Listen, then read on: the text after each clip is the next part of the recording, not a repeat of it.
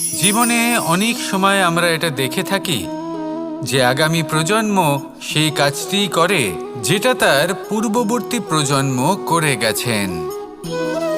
একটা উদাহরণ দিই।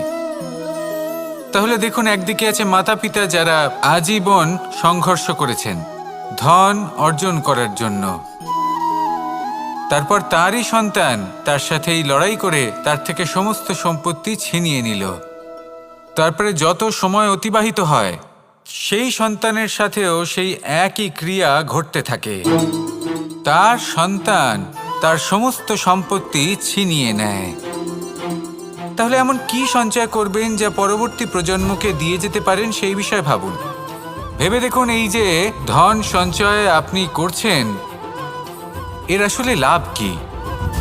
অবশ্যই আবশ্যক, কিন্তু এটাই কি শুধু সবথেকে গুরুত্বপূর্ণ বিষয় যেখানে আপনি জানেন